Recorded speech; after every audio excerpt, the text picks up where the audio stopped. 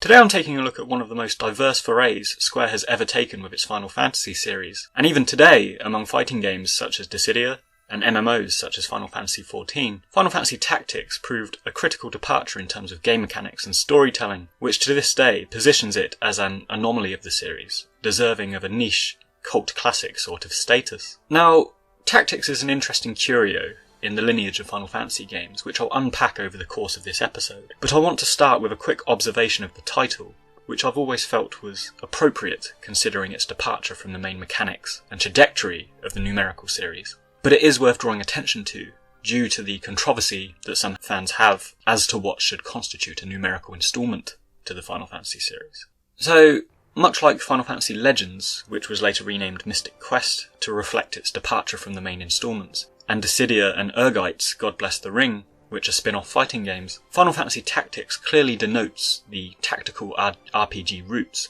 rather than trying to crowbar in a numerical designation, like the more controversial Final Fantasy XI and Final Fantasy XIV. And I mention this here at the beginning because, generally speaking, a persistent point of discussion among Final Fantasy fans to this day is whether certain Final Fantasy games, such as 11 and 14, and even some argue games such as 12 and 13, should have been made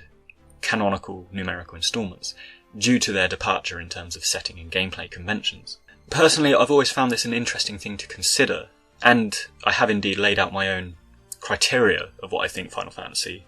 is in my What is Final Fantasy episode, because the game elements and setting across each game are so loose and ever-evolving that it's hard to assign any one thing to a numerical designation. And for example, some might say that Final Fantasy Tactics, by having a medieval setting with job classes and knights and mages, is more worthy a Final Fantasy title than, say, Final Fantasy VIII, which hinges heavily on futuristic settings such as Esthar and Galbadia, and replaced the idea of job classes with blank slate, customizable skill sets. And, that's simply an example of an argument that has been made in the past, and it's not my personal opinion on the matter. But back to my initial point, I find the discussions between game titles interesting, and I think Tactics certainly did well to posit itself as a unique entry, not only because of its gameplay, but also in terms of its distinct art direction, its new director, production team, and of course its Ivalice setting, which is a unique world within the series that was later revisited with Vagrant Story and Final Fantasy XII. So, there's a wealth of discussion to be had about Final Fantasy Tactics, but I want to begin with a broad look at the art direction, because I find the setting that we've come to know as Ivalice is immediately unified across these numerous games by a beautiful and distinctive visual design that informs everything from the concept art through to the final game assets. Now, say the name Tetsuya Nomura, and 90% of Final Fantasy fans will know that you're referring to the infamous Square employee responsible for Cloud Strife, Squall Heart, and a multitude of character designs through Final Fantasy's Golden Age. But the artist responsible for the impressive visual design of the Ivalice games is the comparatively lesser-known concept artist Akihiko Yoshida, and to my mind, this guy is responsible for crafting a cohesive world and setting through his excellent concepts that distinguish Tactics and the idea of Ivalice from the rest of the worlds and universes in the Final Fantasy series. And uniquely for a concept artist, Yoshida's remit of design extended across both characters and environments for the Ivalice games. So there's a certain harmony of visual design and elements that's quite uncharacteristic of other Square titles, I think. Indeed, Yoshida has actually stated in interviews that he likes his colour palettes and his environments to inform his character designs. And with this regard, if we look at Tactics, Vagrant Story and Final Fantasy XII, we can see that this is generally underpinned by a sandy, sepia-coloured backdrop that seeps into the character designs and is accented by, occasional splashes of colour. And to me, this cohesion of aesthetic is just an excellent visual device and indicator that ties together the idea of Ivalice and this archaic medieval realm. And characters such as Ramza and Delita from Tactics don't seem a million miles away from Van or Ash in Final Fantasy XII, or Ashley in Vagrant Story, because of this unifying, sepia-tinted factor. The Ivalice aesthetic also informs Tactics beyond mere concept art, and the dialogue boxes, map, and terrain all inherit some form of this sandy tone that distinguish it from the main Final Fantasy series. On that note, moving into game design, Final Fantasy Tactics inverts what its immediate predecessor Final Fantasy VII did by having 2D sprites inhabiting 3D polygonal environments, rather than having 3D polygonal sprites inhabiting 2D painted backdrops. And although some might find this retro-looking and potentially off-putting, I'd argue that firstly, it fits the isometric design and tactical gameplay perfectly, and secondly, quite surprisingly, it enabled the developers to create some really fantastic in-game moments and movements and animation sequences that simply wasn't possible with the rudimentary 3D sprites that we have in Final Fantasy VII and even Final Fantasy VIII. And I would say that it's only really when we got to Final Fantasy IX that the 3D sprite animations caught up with this intricate, emotive sort of movements that characters have. The aforementioned isometric design was also a great inclusion from a visual perspective, and enabled the chess-like gameplay and cutscenes to be delivered in quite an appealing way. But it's worth noting that the camera angles were sometimes subpar when it came to orientating and targeting characters on more complex battle screens, and sometimes none of the 4 available perspectives were adequate for trying to assess your next move, which is, mildly frustrating to say the least. Turning to the gameplay itself, the title of Tactics is right on the money, and compared to other Final Fantasy games, where you can simply attack your way through the opening act without so much as a potion, forethought and strategic consideration is required with Tactics from a very early stage. And even on my recent playthrough for the first time in years,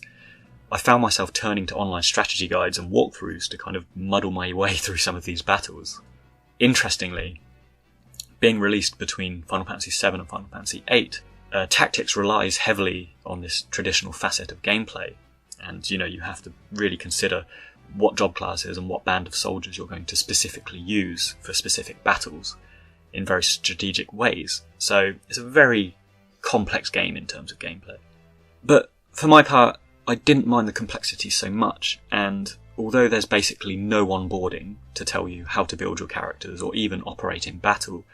I quite like this because, as a general rule, I dislike prolonged compulsory onboarding segments. And if I'm stuck, I'll look it up on my own, in my own time, in the tutorial menu or online. That said, however, I can understand how many players might feel that they've been thrown in at the deep end, and probably the most notorious aspect of gameplay that warrants its criticism is at numerous points you're able to save your game between 2 difficult battles, but have no opportunity to leave or level up or buy items if you're stuck, meaning that you're sandwiched between 2 compulsory difficult battles, and if your party isn't strong enough, you basically have to restart the game. So, the steep learning curve and strategic battle system might initially detract some gamers, and particularly Final Fantasy fans familiar with the more conventional JRPG gameplay. But despite the difficulty, the sheer quality of story and the dramatic immediacy of the plot and characters is a hugely redeeming feature which the game hinges around, and many Final Fantasy fans that have played and championed this game argue that it's actually one of the best stories that Square has ever constructed. So let's turn now to the themes and story, and much like Game of Thrones, there are some influences drawn from medieval history, and particularly English history, that sets the wheels of political duplicitousness, kidnap, murder and civil war into motion. It's been remarked before that Final Fantasy Tactics runs parallels with the Wars of the Roses, which was a series of 15th century conflicts over the English throne, and indeed the game and historical events do share some contextual similarities, such as the Wars of the Roses following the prolonged 100 Years' War with France, and the War of the Lions in Final Fantasy Tactics erupting in the wake of the 50 Years' War between Ivalice and Ordalia. The foundations of these respective wars also hinge around an ailing king. In the historical respect, we have Henry VI of England, and he was politically inept, averse to warfare and prone to bouts of insanity, which made him ill-suited to ruling the war-torn kingdoms of England and France. Due to Salic law, which excluded his domineering wife from succession, and the death of his only son on the battlefield, a power vacuum ensued, which led cadet branches of the royal family, House Lancaster, whose sigil was a red rose, and House York, whose sigil was a white rose, to stake their claim to the legitimacy of the kingdom through their common ancestry. Turning to Final Fantasy Tactics, it tends to borrow these elements of English history too, with the significant but unseen character of King Ondoria having no legitimate heir due to his son's dying, and a domineering queen who largely rules in his stead, and finally an eventual demise that leaves a power vacuum between the rival Dukes Larg, whose sigil is a white lion, and Goltana, whose sigil is a black lion, and they have their attempts to claim regency over the young Prince Orinus and the adopted Princess Ovelia, respectively. So there's a certain Shakespearean theatricality to this story, probably due to the fact that Shakespeare did indeed write 4 plays about this period of English history, including my personal favourite Richard III, which is about the conclusion of the Wars of the Roses, and the eponymous king, who was the last English king to die in battle. We also have potential nods, such as Princess Ovelia, which is a remarkably similar spelling and sounding name to Princess Ophelia in Shakespeare's Hamlet. But where Shakespeare deals largely with the feuds and follies of kings and nobles, Final Fantasy Tactics got very interesting by adding the plight of the peasant classes and commoners as an element of story too. The notion of social class is a very strong theme around which much of the game, and particularly the relationship between Delita and Ramza, can be considered too. So, regarding the rebellious class element, we don't need to stray too far from historical analogues either. The English Civil War of 1642, for example, saw political infighting between Charles I and his parliament culminate in the king's execution, and Oliver Cromwell briefly took over as Lord Protector of an English republic for the first and only time in history. In this instance, Cromwell styled himself as a militaristic dictator on behalf of the people, much like the Corpse Brigade in Final Fantasy Tactics. We also have the 1848 revolutions, which toppled monarchies across Europe and accounts for the number of republics we have today, the Spanish Civil War of 1936, and most significantly the Russian Revolution of 1917, all of which were done to some extent in the name of the people, standing up against the nobles and the aristocracy, and toppled monarchies across, the European peninsula. So there's plenty of references from real-world political conflicts that we can relate to. So, just to conclude on this point, the Corpse Brigade refused to side with either Larg or Goltana, and instead fight for their own rights and payments, which are owed for their services in the 50 Years' War. And they are led by the elusive and righteous-minded Waygraf, or Waygraf, who proves an interesting catalyst to wider game events, and I think is actually a really interesting secondary, kind of tertiary villain, or anti-hero in this game. So, wrapping up on this point, a core theme and narrative device of Final Fantasy Tactics is this idea of class and political notions of self-governance and republicanism versus hereditary monarchies determined by socio-religious constructs such as the divine right of kings. And as such, it's hard to determine good from bad because, unlike most other Final Fantasies, Tactics doesn't deal in the absolutes of good versus evil, but much like Game of Thrones, it's a murky, moral grey area where battle lines are drawn based on subjective experiences and perspectives, and characters on both sides are shown to be capable of acts of goodness and acts of evil as the game progresses. Waygraf is a particularly good example, as his righteous agenda of seeking payment for his soldiers shifts into a sort of desperate revenge tale after the death of his sister, and no single character has a consistent story arc or agenda that sees them through the game, including our hero Ramza, which I'll discuss shortly. Certain secondary characters embody the extremities of this conflict brilliantly, such as Algus, otherwise known as Agarth, depending on what version you play. And this guy's a noble that accidentally kills Delita's sister, but shows a complete disregard and nonchalant arrogance about this, simply due to the fact that she's a commoner. We also have Waygraf's lieutenants, such as Levine and Margrif, and even Waygraf's sister, who show very little remorse about kidnapping and killing nobles. And on this note, and digressing slightly, it's interesting to consider the role of females in this game, because most major characters, including Ramza, Delita and Waygraf,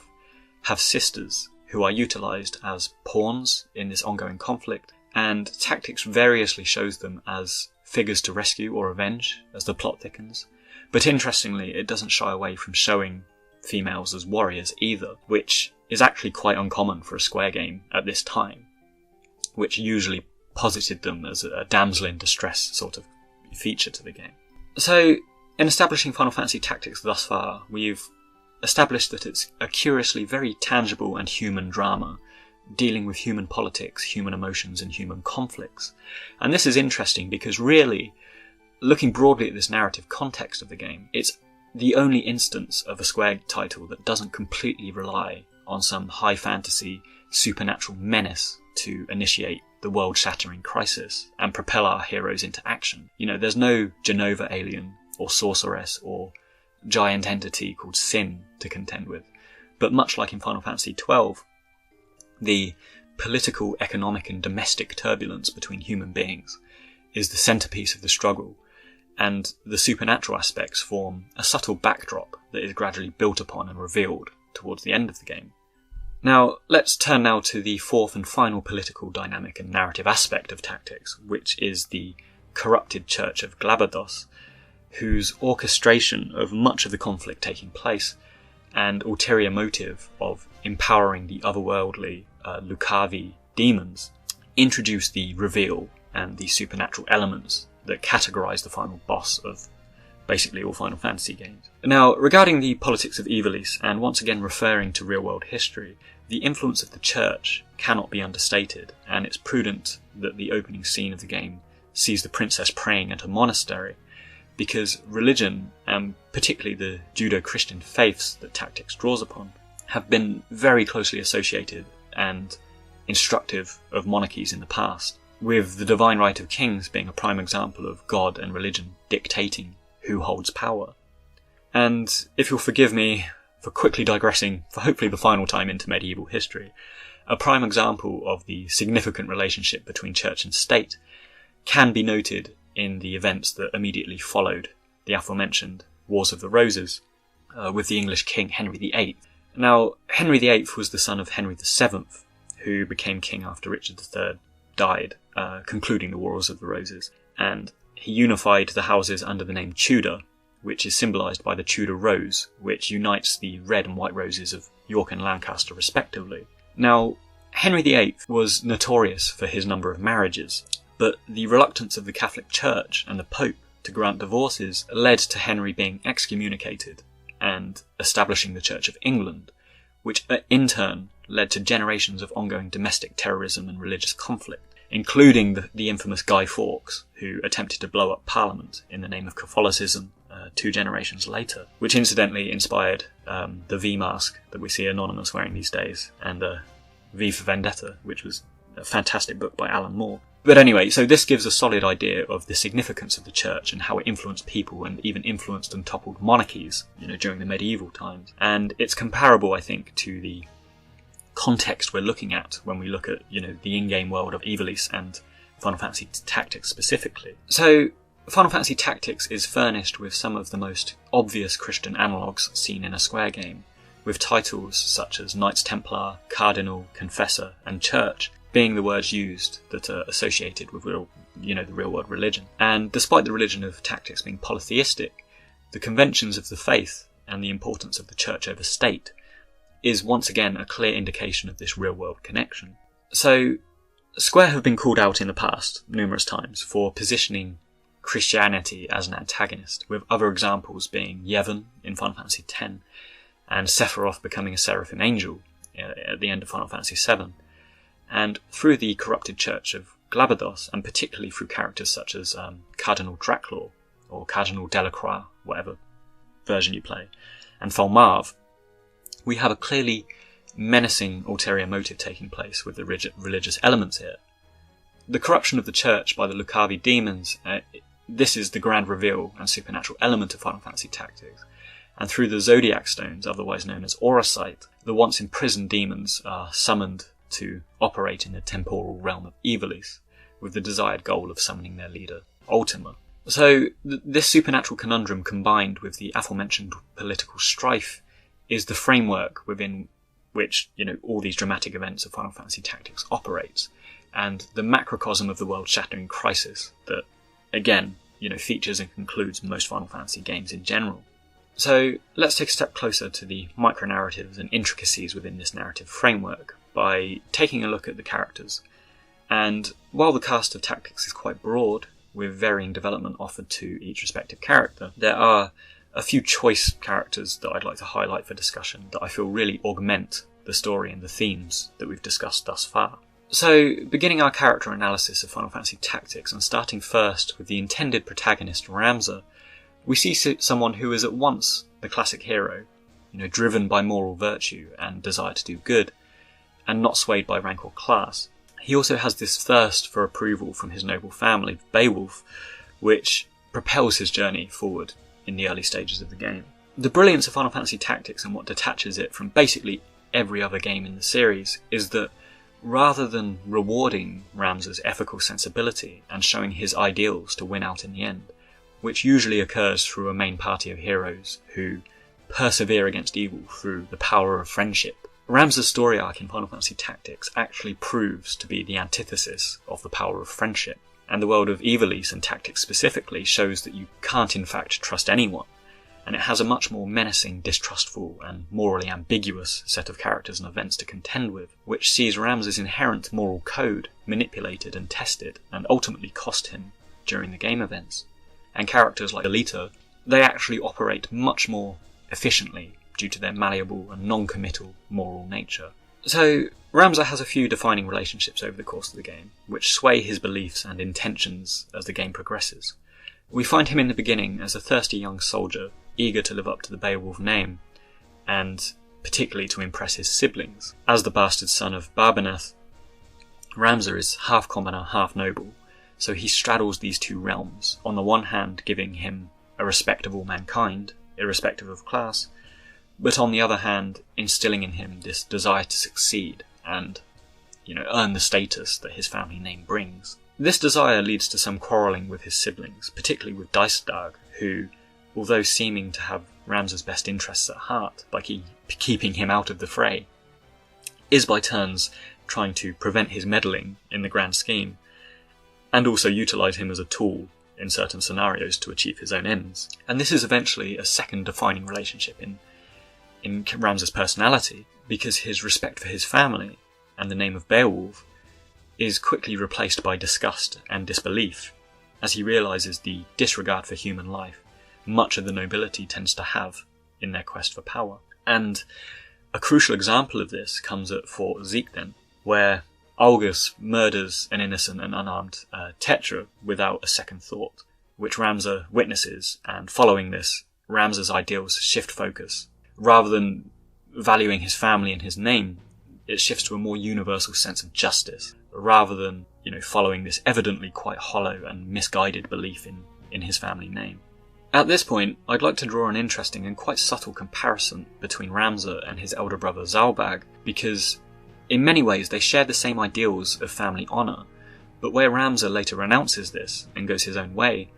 Zalbag persists in his belief in his family and his brother Daisadag, even to the extent that he turns the other cheek while Daisadag murders their supposed ally, Duke Larg. So this compulsive adherence to family proves to be Zalbag's undoing, and when he finally snaps and confronts his brother after discovering that he murdered their father, he is swiftly dispatched by the possessed Daisadag and ultimately becomes a victim of his own ignorance. So it's interesting to consider the fates of both Ramza and Zalbag, and how their respective beliefs eventually diverge, which spared one and undid the other. Ramza's renewed faith in the idea of justice is also an interesting concept within Final Fantasy Tactics. Firstly, because it explores a philosophical conundrum of what happens to a just man in an inherently unjust world. And secondly, it contrasts starkly with his most significant relationship and counterpoint in the game, Delita, who increasingly adheres to the values of revenge as the game events unfold. So turning to this idea of justice, it's generally predicated on either religious or scientific grounds, the former believing that an objective entity is balancing the scales, overseeing us somewhere, and the latter being along the lines of Newtonian physics, which is to say, every action has an equal and opposite reaction, not dissimilar to the idea of karma found in Eastern religions. Now, the beauty of Final Fantasy Tactics is that neither of these ideas of justice really pan out. Despite living by a moral code, Ramza witnesses the deaths of multiple innocents, friends and comrades, including his corrupted brothers and his father. The ambiguity of the ending is still nonetheless somewhat tragic because he's forced to spend the rest of his life in hiding, and his name has been besmirched by the church as a heretic, which is an idea that persists for over 400 years in Land of Evilise until the Durai papers are discovered and chronicle the actual events that we witness in-game.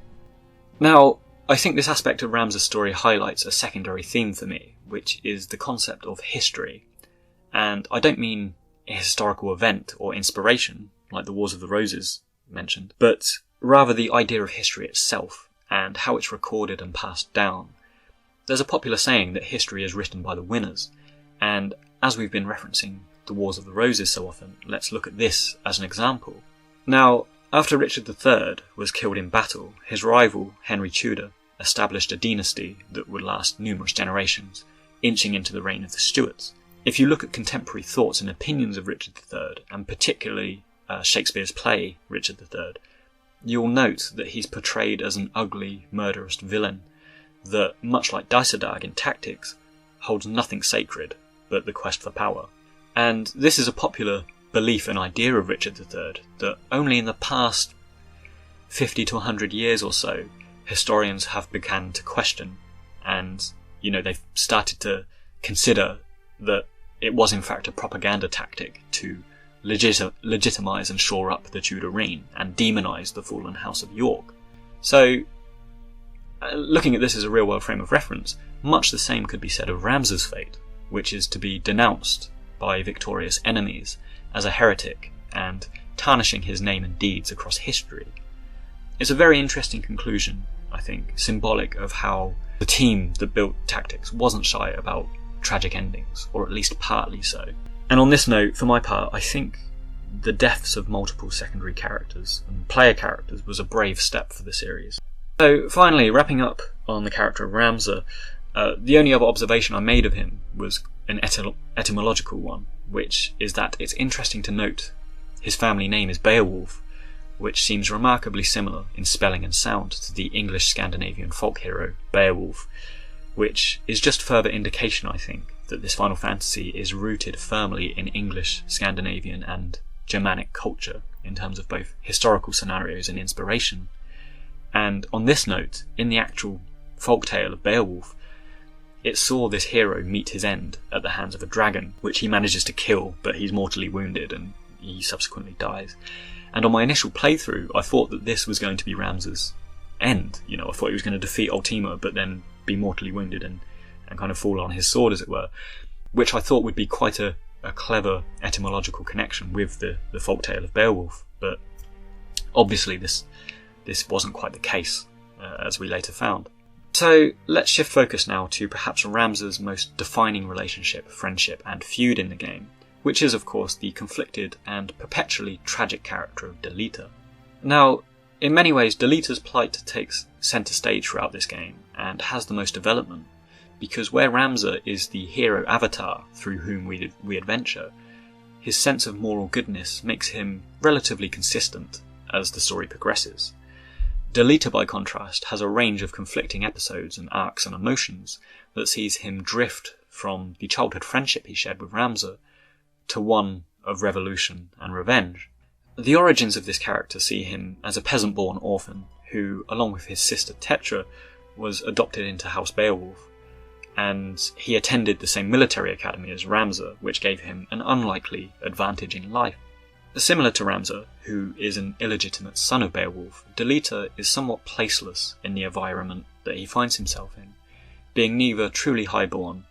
but nurtured outside of the context of the common man too, so he doesn't really belong anywhere, and there's a sort of quiet anxiety that broods in him that gradually manifests and explodes as the game events unfold, which make him really quite an interesting secondary character, and a contentious character too among fans' reception of him and their opinions of him. Now, this is interesting, and I'm interested to know how many people actually actively like or dislike Delita, because his actions in-game operate within this dubious moral grey area and are at times a violent reaction to personal tragedy, but at the same time ultimately do bring peace to the Empire, though not to himself personally. So, very interesting guy. And, if you look on forums and stuff to this day, there's a lot of argument about opinions pertaining to his actions and his personality. Of course, this stems, and a major turning point in the game, in fact, is the murder of his sister at the hands of Algus, which is instant, brutal, and unexpected. The fact that she is murdered for no other reason other than she's a commoner and, she happened to be in the way, compounds the sense of indignation that propels Delita into a new direction, and it sees him renounce this allegiance to the nobles for good.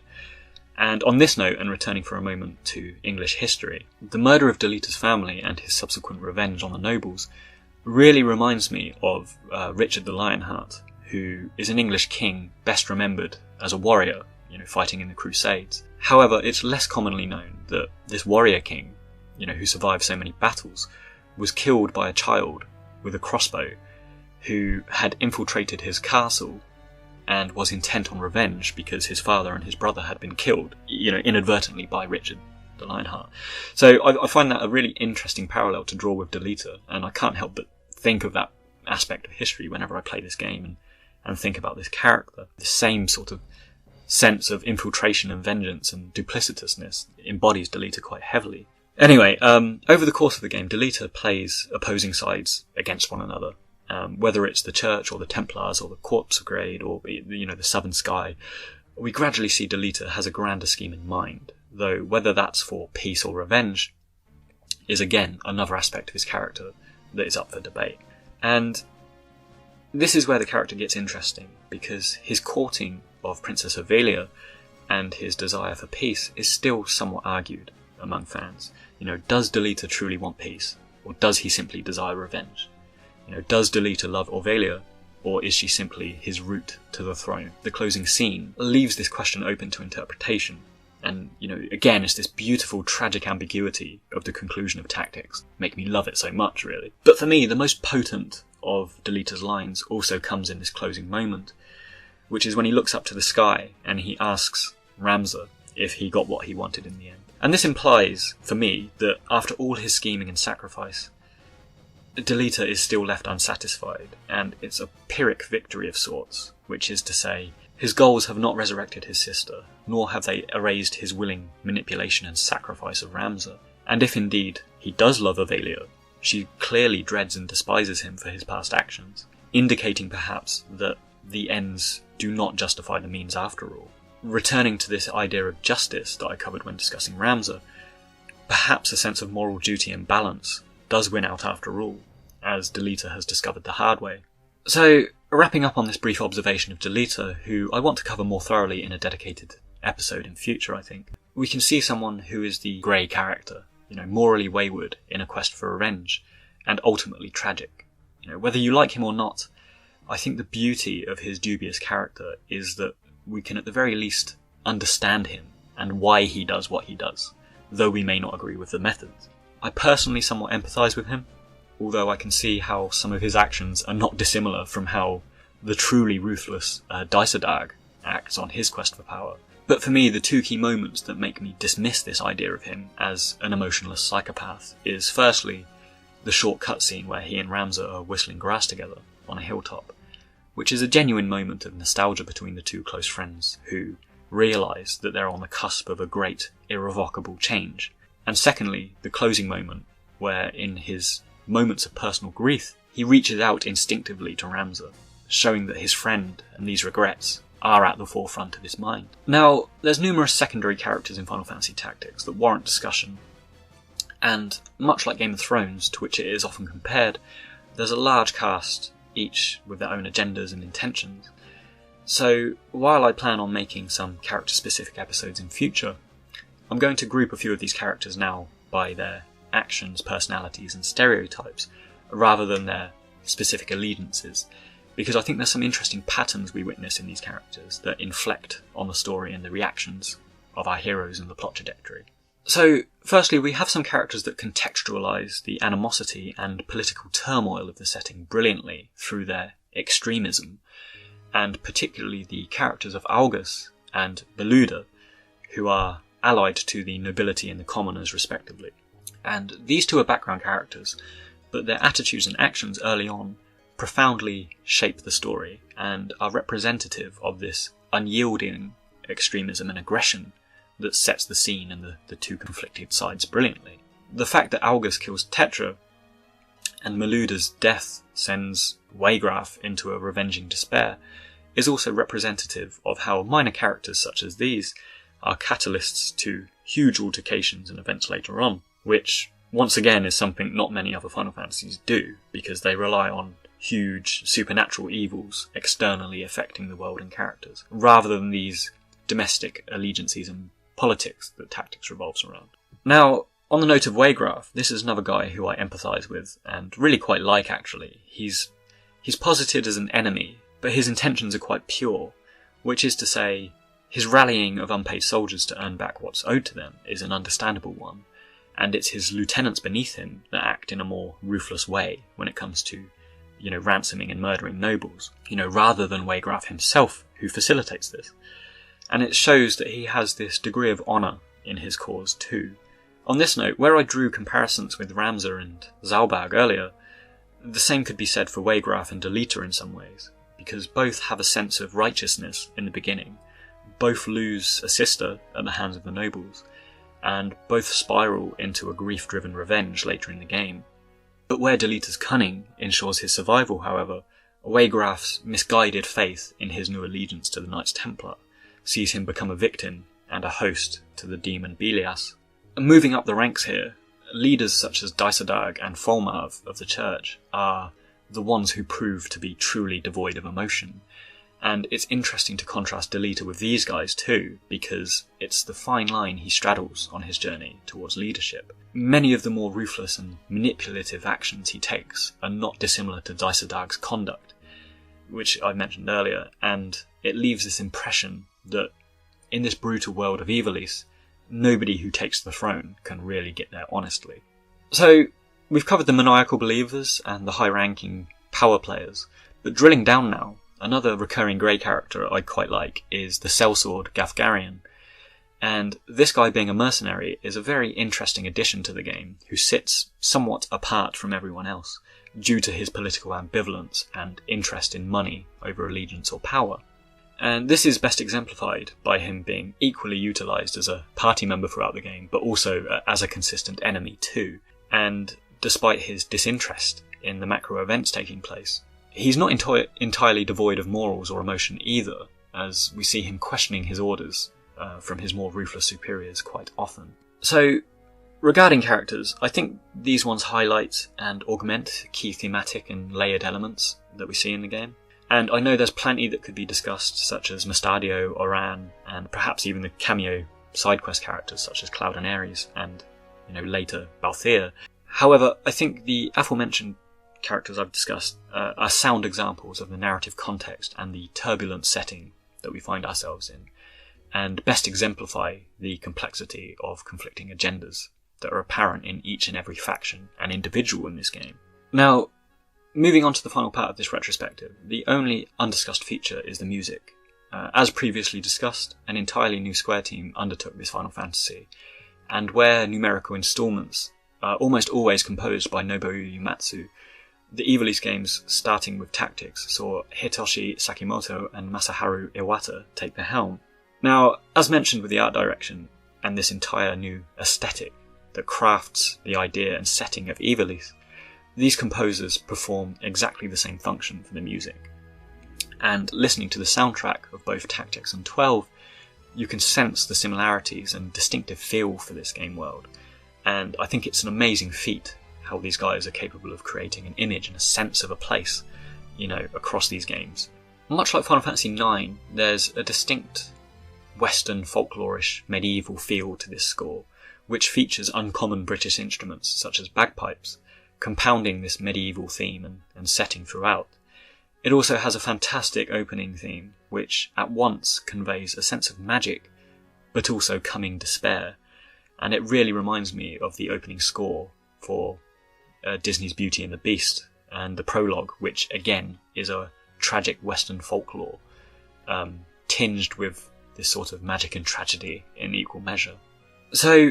there we have it. Final Fantasy Tactics is an intensely complex and intriguing game, both in terms of story and gameplay. It's innovative, engaging, and ruthless in its storytelling. And even though I've been talking for a while, I still feel there's plenty more that can be said and explored, within this game, which may be the subject of future episodes, I hope. So, if you got this far, thanks very much for listening. And as always, feel free to comment below and start a conversation, and hit subscribe to keep updated with my future episodes.